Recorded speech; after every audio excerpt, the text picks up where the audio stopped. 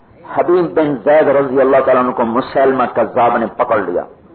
ان سے کہنے لگا محمد اللہ کے رسول ہیں؟ کہنے لگے ہیں. کہنے لگا میں اللہ کا رسول ہوں. تو انہوں نے فرمایا مجھے سنائی نہیں دیا تو کیا کہہ رہا ہے. پھر کہنے لگا محمد صلی اللہ علیہ وسلم اللہ کا رسول ہیں؟ کہنے لگے ہیں. کہ میں اللہ کا رسول ہوں؟ کہنے لگا مجھے سنائی نہیں دیتا. تو انہوں نے ایک ہاتھ کاٹ دیا. قبول میں محمد اللہ کا رسول ہیں؟ کہنے کہ ہاں.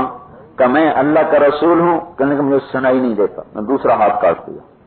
پھر جملہ دوہرایا کہ مجھے سنائی نہیں دیتا. ایک پاؤں کاٹ دیا. پھر دوسرا پاؤں کاٹ دیا. اب بول کہ مجھے سنتا نہیں. آنکھیں نکال دی. زندہ.